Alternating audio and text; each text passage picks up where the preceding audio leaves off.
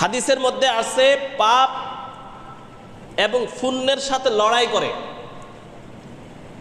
মানে ভালো কাজ এবং মন্দ কাজ, গুনাহ এবং নেকি, উভয় কাজের সাথে লড়াই করে, যুদ্ধ করে। যেটার শক্তি বেশি সে পরাজয় লাভ করে। যে জয়ী হয়, ধর নেকি জয়ী হলো, গুনার সাথে যুদ্ধ করে নেকি কি হলো, জয়ী হয়ে গেল। নেকি যদি জয়ী হয়ে যায়, আল্লাহ রাব্বুল আলামিন ওই গুনার কাজগুলো নেকি দ্বারা পরিবর্তন করে দেয়। সুবহানাল্লাহ।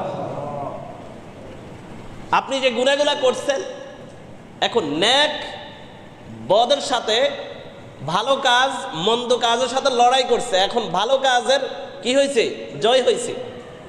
এখন ভালো কাজ জয় হওয়ার কারণে ওই মন্দ কাজগুলোকে আল্লাহ ওই ভালো কাজে পরিণত করে দিয়েছে। সুবহানাল্লাহ। রাসূল সাল্লাল্লাহু আলাইহি সাল্লাম হাদিসের মধ্যে বলেন, আত্তাইবু মিনাল যাম্মি কামাল্লা যামবালা। গুনাহ হতে তওবাকারী ওই ব্যক্তির মতো যারা গুনাহ করে নাই।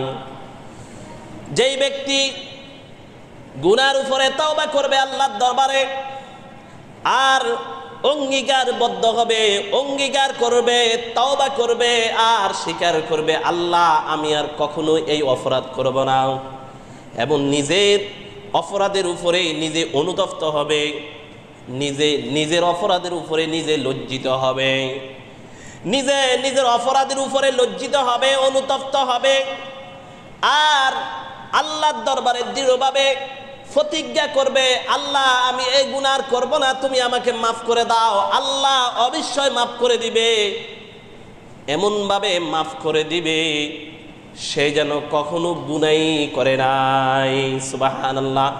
রাসূল সাল্লাল্লাহু আলাইহি সাল্লাম হাদিসের মধ্যে এইভাবেই বলেছেন। সাহাবায়ে কেরাম, এক সাহাবী জিজ্ঞাসা করতেছে, ইয়া রাসূলুল্লাহ, আমি যখন কাফের ছিলাম, মুশরিক ছিলাম, যখন আমি ইসলাম ধর্ম গ্রহণ করি নাই, তখন আমি অনেক পুণ্যের কাজ করেছি। যেমন আমি মানুষের ভালো কাজে সহযোগিতা করেছি। অনেক হিন্দু, খ্রিস্টান, কাফের, মুশরিক, ইহুদি, নাসারা, বৌদ্ধ, এরা মসজিদ মাদ্রাসায় বিভিন্ন কল্যাণকর ফাউন্ডে কিন্তু দান করে কি করে না? অনেক হিন্দুর দোকানে দেখবেন মাদ্রাসার ছাত্ররা কালেকশন করতে যায়, তারা কিন্তু মাদ্রাসায় দান সদকা করে।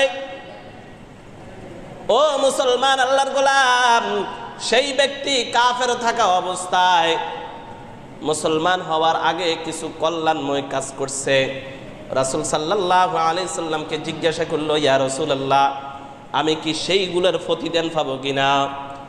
রাসূল সাল্লাল্লাহু আলাইহি সাল্লাম বলেন, আসলামতু আলা মা সালাফা মিন খায়র।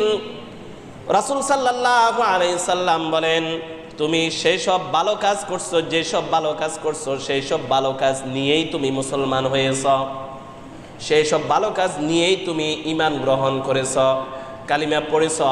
অতএব তোমার সেই সব ভালো কর্মগুলো আল্লাহ কবুল করে নেবেন। সুবহানাল্লাহ। তাহলে শিরক থাকা অবস্থায়, মুশরিক থাকা অবস্থায় যে কর্মগুলো করেছে, তাওবা করার পরে আল্লাহর পক্ষ থেকে যদি ক্ষমা পায়, আল্লাহ যদি ক্ষমা করে দেয়, সেই সব কর্মগুলো আল্লাহ আবার ফিরাইয়া দেয়। সেই সব কাজগুলো, সেই সব মঙ্গলময় কাজগুলো আল্লাহ আবার প্রতিদান স্বরূপ আল্লাহ বান্দার আমলনামার মধ্যে পৌঁছে দেয়। আপনি যখন ভালো কর্ম করবেন, ভালো কাজ করবেন, ভালো কাজগুলো তখনই আল্লাহর দরবারে গ্রহণযোগ্যতা পাবে যখন আল্লাহর পক্ষ থেকে আপনি ক্ষমা পাবেন, আল্লাহ আপনার প্রতি সন্তুষ্ট থাকবে, তখন আপনার ওই ভালো কর্মগুলোর দিকে আল্লাহ দৃষ্টিপাত করবে। আর যদি আল্লাহ আপনার উপরে নারাজ হয়ে যায়, অসন্তুষ্ট থাকে, তাহলে আপনার ভালো কর্মগুলোর প্রতি আল্লাহ দৃষ্টি দিবেন না।